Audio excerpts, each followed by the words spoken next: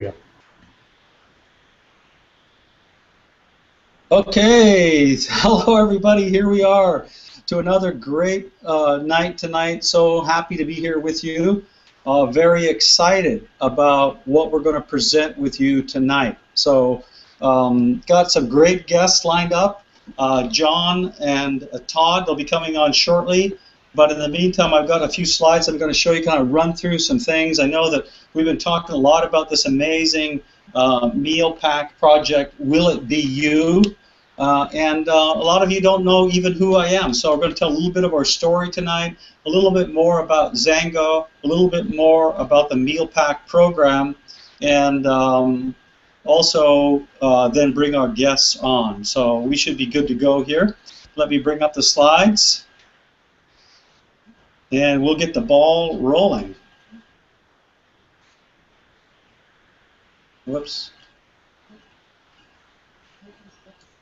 So will it be you? Yes. That's the question, isn't it? And that's where we always begin. Who is it going to be that is going to make a difference? Who is it going to be that is going to step to the plate here and share this great project around the world? So that's my wife, Terry, and I. And that's what we look like when we're all dressed up, which is not really that often. Like you see me here. But this is what I look like when I'm hanging out at home. And, you know, that's what I look like when I'm working, really, just hanging out around our house. We have 5 acres, beautiful gardens and fountains, as you can see, waterfalls here, 750 acres of wilderness all around us here. So we're very excited to be involved with this environment. And some people, that's what they have to deal with when they go to work. Isn't that an amazing picture? And gosh, you know, some people do that every single day, don't they? They jump on the freeways and try to find their way to a job someplace that perhaps they don't like. I just think this is better. And this is actually a picture I took this afternoon out on my deck on the telephone. And, you know, just love that home environment, living at home, working at home. And you know, things have changed a lot for us. In fact, in 2001, this is a picture of me with a truck that I drove in the 90s. And I paid $600 for this truck, and we put 100,000 miles on it. And it was our lifeblood for many years in the 90s. And we reached finally a real low point in our life, if you will, in our financial circumstances in 2001. And we were heavily in debt, maxed out on credit cards, wondering what to do next. And I just realized at that particular time that I was fed up with being in lack and having to worry about money every single day.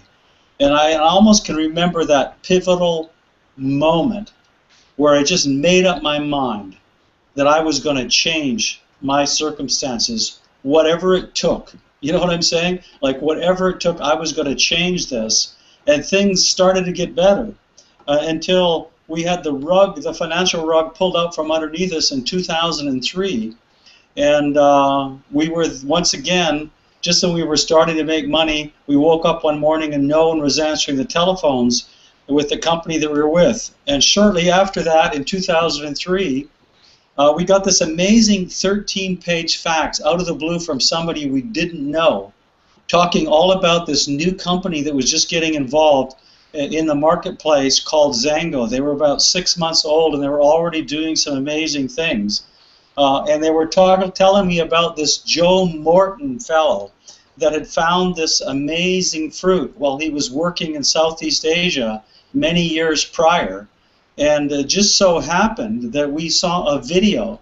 In fact, I'll never forget the day in July of 2003 when my wife Terry and I sat down and I watched this video on how he had discovered this fruit with her on a Saturday night. And she says to me, "You know what, Art, I think this is it. This is the one." And I was like, "What are you talking about?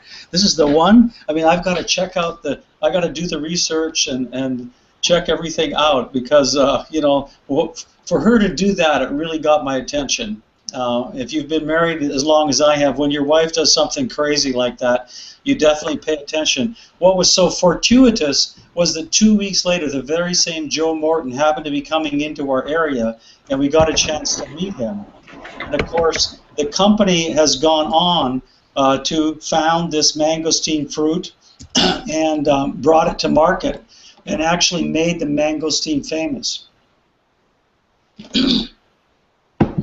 And went on, and of course the mangosteen now is a household name, but when they launched this, no one had ever heard of it. Since then, a lot of science and research has been done on this fruit, including this piece on Mayo Clinic. Actually, Dr. Brett Bauer, from the director of the Mayo Clinic, said a few years ago that a lot of patients were giving reports about drinking mangosteen juice and then not needing their arthritis drugs anymore. And there's something called xanthones within the fruit of this juice that have been shown to be potent anti-inflammatories. So that's kind of the history of the company. They went on to do $1 billion in sales. Their first 5 years in business, faster. They hit $1 billion faster than any one of these companies that you see here on the screen, and have had a lot of success over the years. There's our 5 founders, incredible men, all of them. I've flown all over the world with these founders. I can't say enough about them and their integrity and their enthusiasm and their desire to make a difference. They launched this company with a charitable pledge. They wanted to make a difference right from the very beginning. And of course, they've had a lot of success. We're well over $2 billion of worldwide sales now. I believe approaching $2.5 billion. We're open in 40 countries. There's been 120 millionaires created, and of course the company's paid out over $1 billion in commissions. A lot of success, but once again, launched the company with a charitable pledge. From 5 to 7% of corporate net profits were dedicated before they ever made a profit to children's charities around the world, and that amounted to over 40 million being donated by this company over the last 10, 11, almost 12 years now. And of course, one of their projects is the meal pack program, which we're really excited to be involved in. And I just wanted to go into more detail with some of you that may not have seen, what does the meal pack program like, and what do they do with these meal packs? How are they delivered? Of course, we've partnered with AmeriCares, and you all have heard the story about AmeriCares. But this picture that you're seeing here now is a picture from Somalia. And there was some tremendous problems there a few years ago where 150,000 people were seeking refuge. And here's how they actually distribute the meal packs. As part of each distribution, each child enjoys a fresh plate full of fortified porridge before the mothers are allowed to collect the family's allotment. It's like you got to feed your child first. And each mother then receives training from health educators on the basic principles of nutrition and childhood development, along with instructions on how to safely prepare the porridge. All you have to do is add boiled potable water to this to avoid the risk of waterborne diseases. And then each mother receives a ration card. The children are weighed and their upper arms are measured, and they track this. So there's a lot that goes in to these meal packs and making sure that the most benefit is gained by everybody involved in that. And yes, this actually is an old slide, 5 million meals. If you see the script here, we're getting closer to 6 million meals have been delivered already into 20 countries. A lot of people wondering, where all have you been? El Salvador, Myanmar, Haiti, Kenya, Zimbabwe, Ghana, Mexico, Cambodia, the Philippines, Afghanistan, Nicaragua, Guatemala, Dominican Republic, Honduras, Peru, Brazil, Zambia, Malawi, India, Somalia, and there's more to come. So we've already made a huge impact. But really, guys, I mean, this problem is so big. 5 million meals is really nothing compared to the problems that are out there and gonna get worse. And yes, 1,700 smiles. This is part of our Operation Smile project, and we have donated smiles personally to this project but every time someone purchases a Zango product, a certain percentage goes to fund these kinds of projects like Operation Smile and Best Buddies. We've been involved in many other children's charities as well. So we're social entrepreneurs, aren't we? And together everyone can achieve more. Got this outrageous goal of putting out 100 million meals. And we're going to need a lot of help to do that. And so what is social entrepreneurship? You know, it's people getting together that care about other people and think that the world needs to have, needs to be helped. Like Gandhi has said, my favorite quote, you've got to be the change that you want to see in the world. You can't wait for change to happen. You have to be it. And to me, part of being it is to actually do something about it. So rewarding ordinary people for making an extraordinary impact on the world. And I'm going to bring on some guests here because I'd like to, hopefully John and Todd, looking like John still is having some audio problems here. I can't really see that his mic is functioning, but I'm going to see if, I know Todd is on here. There's Todd, okay. And John, I'm going to stop the screen share here, bring up the screen, and let's do a sound test here, John, just to see if you can talk yet. Why don't you see John? Todd, you're on, right? Yes, I am, Art. Can you hear me okay? Yeah, you're coming in loud and clear. And John?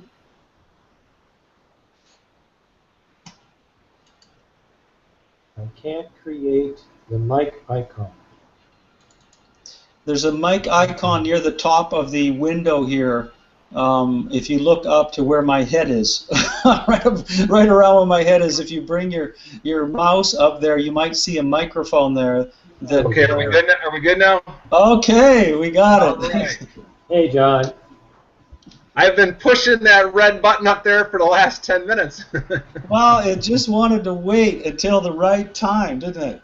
So, John, we're going to start with you because you've been involved in the Meal Pack project for quite a few years and have quite a bit of experience. And so why don't you just talk about some of the points we talked about, why you're excited about it, why you're involved, and then let's talk about that amazing project that you're involved in Kenya. Okay. Well, the need is huge. You know, Art, when you were talking, the need is huge. We don't really see it that much on the TV yet much unless you're looking. There's always the news, something distracting us. But the need is just ginormous. So one year what we did with these meal packs is there was a pastor down in Texas, and he was going on a mission trip to Kenya. And so everybody on the team started giving the meal packs to him. He had a container shipped over there. And while he was over there, he fed thousands and thousands of people. It was amazing because people would walk for days because they knew there was going to be food in the area. And, you know, one of the things that really hit me once when he came back is he goes, John, you know, we've got the resources. We can feed everyone. Right. But if you want to do it, you have to get the masses involved. Get the masses involved. So the thought is, how do you get those masses involved? And this is a project that you could do that with. Yeah, and that's exactly right. It's a project that can be exponentially grown through people sharing with other people, John. You know, one of the things that you talked about is how challenging the food supply is over there, and that there was somebody that made a long walk just to get one of these meal packs, right? They would walk for days. I mean, 2 days, and, you know, there's a school there, and when the kids come to school, they're malnourished, they can't even do the studies. All of a sudden there's food there and life returns to the community. It's amazing. You know, the pastor brought back a lot of different pictures to show what the conditions were there. And the other thing is, you see the water they drink there and it's filthy, so they got to bring water in with it also. You know, nobody has a choice where they're born. And according to the statistics I have seen, a child dies every 6 seconds under the age of 5. That's just unacceptable with the advancements in technology and such we have. Yeah, John, I've got that picture up here. Yeah, doesn't he look like he's just well nourished, that guy? Yeah, Gosh. I mean, he looks like he's walked about 20 miles or so. Yeah, I mean, so, he's married to somebody. She probably looks the same way, and all of a sudden they decide to have children. Maybe the drought wasn't that bad at the time, but what about that child? It's like, gosh, enough about me, but there's no food for the child. They're eating dirt. So the way I Right. look at it, Art, you Yeah, can I'm do gonna what you want. bring that. Can you still hear me okay? Yeah. Okay. The way I look at it, you can do what you want to with your time here on Earth. But as I reflect, and, it seems like you get a little bit older, you want to do something in your life that has an impact. You want to do something so that you can look back on your life and know while you were here on the earth, you did something worthwhile and you made a difference. You helped somebody else out. This is a great project. It's a great project. Yeah, and John, Now, you have done quite a few different things in terms of spreading the word with us. You were even telling the story about a lady that has a donation box that she puts in a business or something like that, right? sure, sure. The thing is, people get very passionate about this. People have this desire that they want to help somebody. Sometimes they don't even know how to go about doing it. What you're doing isn't even making a difference. But she got so passionate because she sees the picture, she knows what's going on, that she's got collection boxes for the meal packs in different businesses around. And so she collects that money, puts it in an account, puts it on her charge card, buys the meal packs. Last month, 13 and a half meal packs. Each one feeds 40 starving kids. 13 and a half, what do we got here? 13.5 times 40. She fed 540 meals last month just from her own efforts. Yeah, I just showed the picture of that on there just to see for people to get an idea what it's like. John, anything else you wanted to add before we bring Todd on here? Well, I just want to help, it's a little bit of a paradigm shift. It took me a little while to wrap my mind about the project, but once I opened my mind up to really understand it, it totally makes sense. It's the power of a network and the power of leverage, because for me alone, let's say I can afford to buy one meal pack per month. I can feed 40 meals. That's it. Right. But what if I've got the desire, because I know the problem's bigger, I want to do more? It's that leverage. Everybody doing something small. What does the meal pack project cost someone in a month's time? $4 a day? $30 a week? It's minimal. It's minimal.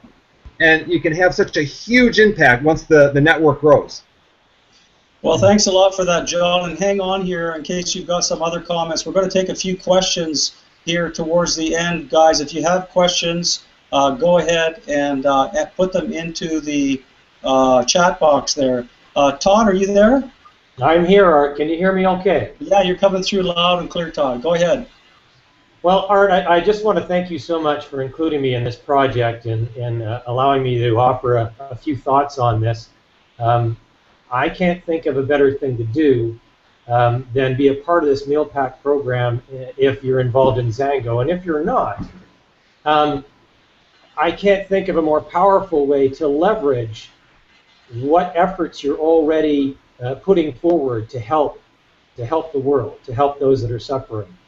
One of the things that really appealed to me about this project is that the more people I talk to, the more that I find people want to do more. They want to help others more, but they have to choose because their resources are limited. And there's that saying to think globally and act locally. Well, in a strange way, by focusing on this meal pack program, by actually thinking and acting globally, there's a possibility of being rewarded by the volume of care that we're able to put through this project, and then use those rewards to help out with our local projects. So for instance, if you have a church program that you're a part of, or if you're looking to support your favorite cause, be it a health issue or a project in your local neighborhood, by doing good, by helping to attract people to this program and provide meals for others, you can actually be rewarded and then use that to contribute to your local efforts and add so much more. I mean, it's like leveraging your giving opportunity. And to me, that's really exciting, to be able to do more with the same amount of effort and resources. Yeah, leverage is the key. Leverage is the key word here, I think, Todd, and we're all looking for leverage, I think. We know that each of us as individuals, and that's, I think, why a lot of times we don't even try to make a difference or do something in the world, because the problem seems so huge as us as an individual. Like, for instance, there's a lot of hungry people in the world, right? How can I really impact that? And as an individual, if you wanted to donate, you can. You can donate in this project, and you can buy one of those meal packs, and you can provide 40 meals, and that's an honorable donation. But why not start to find other people that might like to donate with you, if you will, and through your efforts of spreading the word, you can leverage your 40 meals into 1,000 or 5,000 or 10,000 meals by people telling people. I can see you nodding there, John. I know you got something else that you want to add at that point. Well, one of the things that Matt said is we have limited resources. That's a problem. And when you build this network, that can eliminate that problem. And maybe you've got a desire on your heart to do something even greater. I mean, there were different things that Matt was talking about there. People have a desire to do. They have no way to do it. This could be the vehicle to do that. So you could be doing good twice. You could leverage your ability to do good. Yeah, that's what I've been thinking about, you could donate a portion of your profits that you have from your doing good to, or more if you wanted, to other worthy causes that you see. It's like, locally. Maybe there's a food bank that you would like to provide food for, but you don't have the resources for it. It could be anything. I'm going to bring up a few more slides. Just anybody else that wanted to say something before I close out? Well, I just wanted to say one last thing. We've got a group in South Dakota, and one of the founders, Joe Morton, came to that presentation, and they have an Indian reservation out there where it seems like the first half of the month they spend all their money, and then the second half of the month the kids are coming to school and they're starving.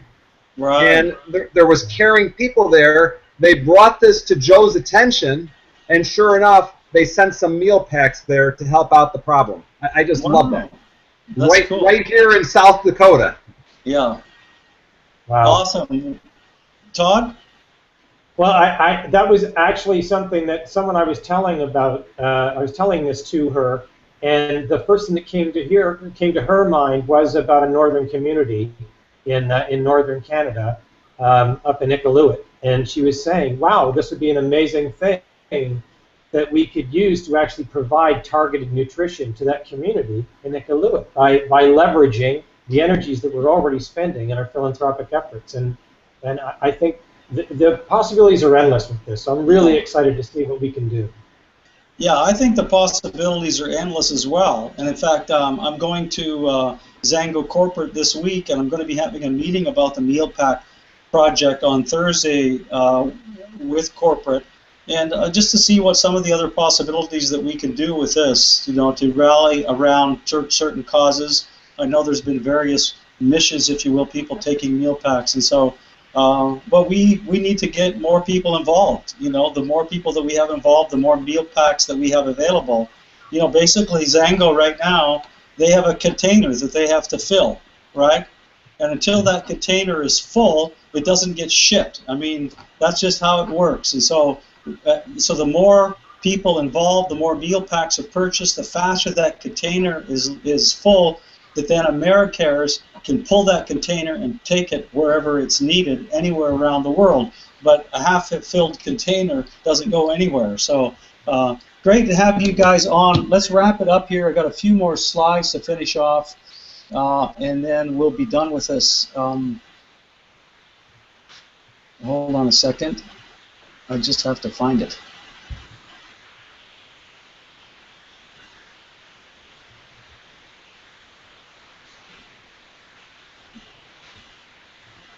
Just give me a moment here. I had it up and then I closed it down.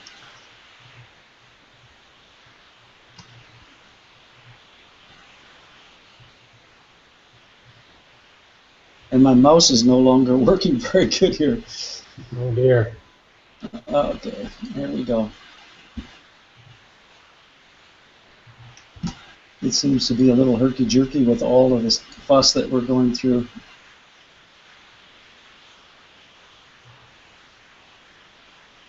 You know, while you're searching for that, Art, I was thinking just now that there's a possibility here to actually have competitions between teams to challenge each other, to introduce the number of people that they wish to share this project with, and through those competitions stimulate some real growth in this thing. So maybe we can get an East-West thing going. Art, maybe we can... A friendly competition to motivate us all, right? Absolutely. I like that. A friendly competition to provide more meals for starving people. Now that's the kind of competition I can get behind. Absolutely. Todd, thanks. Okay, I finally found my other thing. You know, there's always a bit of fun with technology. Let me bring it up here. Here we go. That's where we left off with these great gentlemen helping us out on the screen share. And so how do you get involved? What do you do? How do you join the movement? Basically, you purchase a meal pack. And you could do that as just a customer, just somebody that wants to make a donation, right? It could be $120 once for 40 meals shipped anywhere around the world, or you could pledge to do that monthly. That's the first way that you can get involved. That's somebody that wants to be a passive donator and do good. Nothing wrong with that. The second way is to be a social entrepreneur. You commit to $120 monthly, 40 meals every single month, $35 to join to become a member of Zango. And the third way that you can get involved is to sort of double up and maximize your rewards from Zango by getting 2 meal packs per month. Or you can also get 1 meal pack and you can look at some of the other Zango products like our flagship juice and mix and match to maximize your rewards and help your own health and feed your own body while you're feeding the world, which is a good idea, because if we're not healthy, we can't contribute much in anything around our world. And then you get moving with our project. Once you've ordered the meal pack and joined, start making connections with people. Think about who would you like to get involved with. You know, email people, text them, look up friends on Facebook, and then you just simply invite the right people to see the video, which we now have hooked up to willitbeyou.com. So the YouTube video is available to willitbeyou.com, and then you follow up with those people and invite them to join the team or get them any kind of more information. And you find your 3 people. You see, it's about leverage here. It's not about you finding 100 people that want to do this. That'd be nice. But let's just focus on 3 people who would like to get involved and share this with other people. And then you help your 3 find 3. Now you would have, in this particular example, you'd have 12 of you all providing a meal pack a month. That's 12 times 40, 480 meals a month just with 3 finding 3. And just to close out, this is a quote from Bob McCauley, the founder of AmeriCares. You remember hearing about him in the video. And he said, when you've seen the horrific scene of poor children like we see in Africa all the time, children dying of starvation, I find it difficult to sleep at night. But if you think that you've done something to feed those children or give them help, you sleep a lot better. So that's what we want to do. We all want to sleep a lot better. And so we always close out our presentation with this question: will it be you? Are you going to help us out? Are you going to join the team? Or are you going to get involved? So close out the screen share. Thank you all for coming on. Any last words or thoughts just before we close out, John or Todd? Just thank you so much for including me in this tonight, Art. I look forward to seeing what we can do here. Okay, thanks, Todd. John? And Art, I think it's going to be a great tool to help people understand more of what we're doing here. You know, that picture you just had up there of the leverage of just finding three who find three, and then it starts to grow, and you're going to find someone in there who's just going to go ballistic with it, and they're going to find a lot more than three. And that's just how it works. And the next thing you know, you are responsible because of an action that you did, a decision you made, that you might be feeding 5,000, 10,000. What if you're the person who's responsible for feeding 100,000 people in a month? Yeah. Talk about sleeping good at night. You'd be sleeping great. I love it. I love it. Thanks a lot, guys. Have a great night, everybody. Thank you for coming on. We'll see you again. Good night, everybody. Thanks, Todd.